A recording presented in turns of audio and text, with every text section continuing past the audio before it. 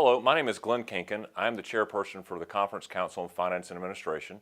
Thank you so much for viewing this video. What you're about to hear is about our conference budget for 2019.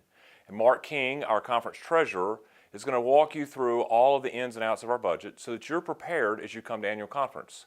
So without further ado, I'll pass it off to Mark. Thanks, Glenn. I appreciate that. I am Mark King, the conference treasurer for the Western North Carolina Annual Conference.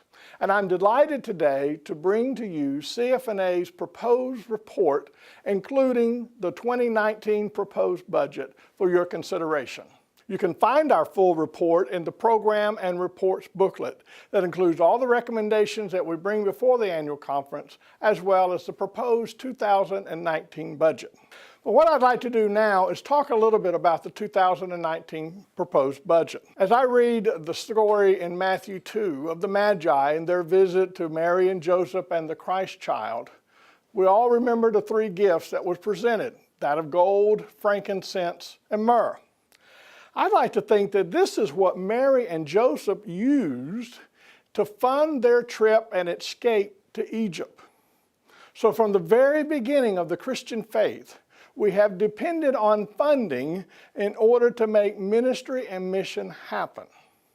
And so when we put this budget together, it is with that consideration that funding is essential to carry out the mission and ministry of our local churches and also with the annual conference. In 2019, CF&A is recommending a conference portion of the budget to be $10,265,578. Now that is a slight increase over the 2018 conference portion of the budget, but only of 0.5%, grand total of $44,862 increase. Now when you take the conference portion of the budget and bring in the general church budget, it goes to $16,166,481. With that, there is a decrease of about $42,000 over the 2018 budget. This is the third year in a row that CF&A has brought to the annual conference a budget that is less than the previous years. I want to remind everybody of our policy as far as general church contributions. The annual conference will send on to the general church only what the churches send to us. Please understand that. So when we're doing all of this, CF&A is very, very conscious of the need of our churches to keep apportionments within reason so that we can achieve the disciplinary requirements of the conference and extend our mission and ministry beyond the walls of local churches and their community to all the parameters of the Western North Carolina Conference. But we balance that with the need to help churches retain their own funds for their mission and for their ministry. What's included in the conference portion? We don't have this year intentional interim. It has been removed as that program and ministry is now self-sustaining. We have equitable compensation grants, clergy medical leave supplement, district operations, conference operations, and the mission and ministry portion of our budget. District operations has a modest 1.7% increase over 2018. And this is used to fund the compensation and support of our district superintendents, their administrative staff, and the office operations of each of our 8 districts. Conference operations, like district operations, has a 1.7% increase over 2018. And conference operations considers 3 major areas: conference services, conference staff support, and conference administration. You'll find all of these more laid out in detail in Schedule 1 of the CF&A budget report.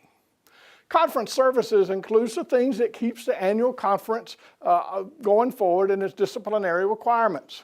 That includes supporting the Episcopal Office and the Cabinet, archives, resource center, the annual conference session, the clergy moving fund and allowance, and contingency.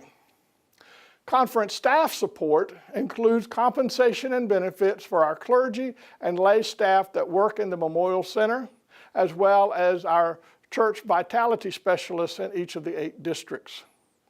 And then finally, conference administration includes funding for our offices, our communications, information technology, our property and casualty insurance, legal fees, audit fees, the upkeep of the Episcopal Center, and the conference center operations. And as you all know, we will be moving into our new conference center located in Huntersville very soon. And because this building is a brand new building with incredible efficiencies as well as green space, and also has a leasing component with it, we have been able to significantly reduce the operations costs for the conference center. And you'll notice that in the 2019 proposed budget. Then there is our mission and ministry component. You'll notice it in Schedule 2. And it has received the largest increase in all of our areas, still a very simple 1.9% over 2018. These areas include our connectional table, our boards of ordained ministry and laity, youth ministries, camping and retreat ministries, campus ministries, congregational vitality and new church starts, which, by the way, incredible focus is now going with that area in our annual conference, and so it has a good increase. Missional engagement also has an increase. Leadership development has a decrease, but this is because they feel that they are submitting a budget that's unique to their needs. Justice and reconciliation has an increase. And for the first time in several years, we have decreased the grants to our affiliated institutions. When the churches of the annual conference submitted their 2017 statistical report, we were able to glean from that the total contributions in all of our churches, and this does not include fee revenue or investment gains or capital gifts, just simple contributions coming through the pews of our churches, in 2017 totaled $206,111,142. Now think about that for a moment. These are the gifts of our churches. $206 million was given to the cause of Christ. But when you look at the 2019 conference and general church apportionment budget, that total is only 7% of the $206 million. And if you put in the 2019 district apportionment totals, the aggregate of all 8 districts, it is only 8% of the $206 million. Again, CF&A, the districts were all working very hard in that balance between the needs of ministry in the annual conference and the districts and the resources of the local church. As your conference treasurer, I get to sit on a lot of meetings, and I mean a lot of meetings. But I get so excited because I see the partnerships between the church, the districts, and the annual conference.